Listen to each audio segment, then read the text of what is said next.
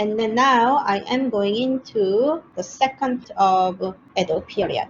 So Bunjinga, I want you to read about it. It's related to the revival of Chinese classical tradition. So the Kano and Rinpa are very elegant forms of art serving upper class. They are not, so aristocrats, they were served by Kano school.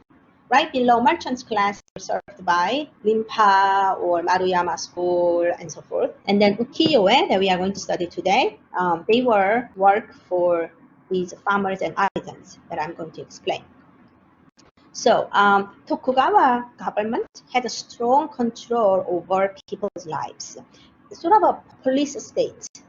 So that's why they didn't have civil wars. And one of the very impactful strategies is this system called the Sankin Kotai, that is alternate attendance. So daimyos, right? They are regional governors. They live in Edo 1 year, and they can live another year in their own hometown, their own castle. But when they go to his castle, because he's not in Tokyo, his wives and children should come in Edo, vice versa. When he comes to Tokyo, family go back to the countryside. When he goes to the countryside, family members are coming to the Tokyo. So why do they do this? Tokugawa government have a strong supervision over these daimyo's activities. So he cannot go back to his countryside and then get 3,000 soldiers and attack another town. If he does that, Tokugawa shogun and his allies are going to kill wives. Not even killing. They will say, if you don't stop the warfare, I am going to give disadvantage. I am going to imprison your children. So this was a very effective strategy to maintain peaceful regime. And then they also provided enough amount of entertainment in order to keep people happy. Sort of it's not really make them happy, but in order to maintain a good control, you also have to provide other excuses so that people don't focus on political matters so much, right? You have to distract them with entertainment. And then obviously the commercial activities becomes really, really robust and active because this is the imperial capital where emperor and aristocrats live. And Tokyo is where the shogun is living. So tax should arrive in Tokyo. Once all the taxes are collected in Tokyo, then what do? You are going to spread them around the towns, and you give some money to imperial family to spend, and it goes to other parts of Japan as well. So that's also the strategies of Tokugawa family. So these stations are called the 53 stations of Tokaido. Tokaido is the east coast. And these towns are again incorporated into that Shinkansen bullet train road. But as you can see, it's around the seashores, very beautiful sceneries.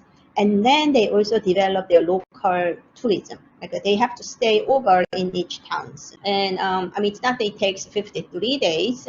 You can travel in as little as 3 days if you just walk continuously. But you can visit town to town at a leisurely pace, right? And you don't have to go all the way to Kyoto. Like you go a little bit and come back. Same thing, like people around Kyoto and Osaka, they go a little bit to the Nagoya, and then they can come back.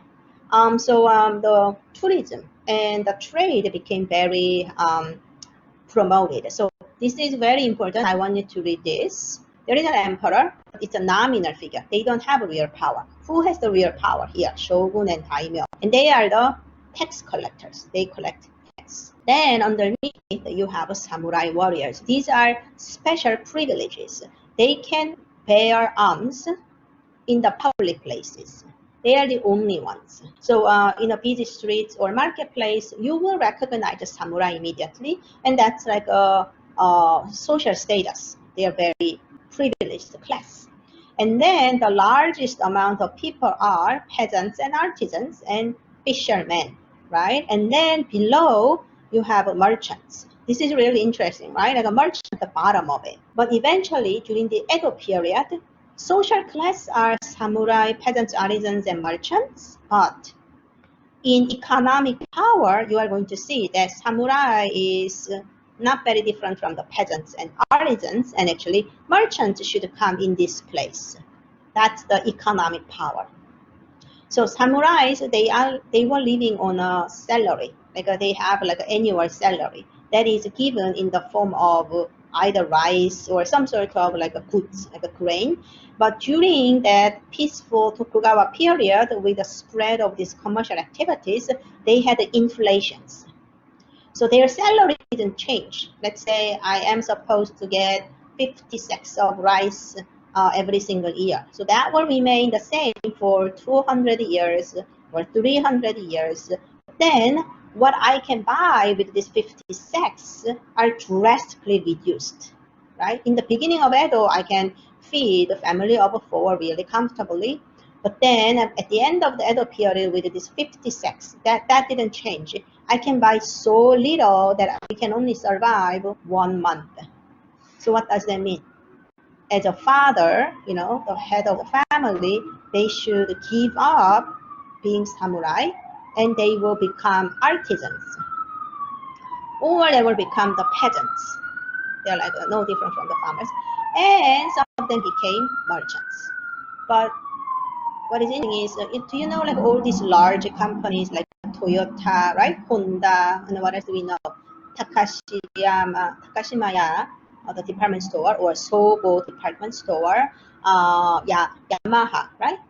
Or Mitsubishi, all of those named Japanese companies that we know as of today, they are based on these some smart samurais turned merchants, but large class merchants and capitalists, and then they continued their business in the 19th and 20th century. So that's how we know of Toyota, Honda, Mazda, all these car manufacturers. So what happens is Tokugawa family is going to provide enough entertainment.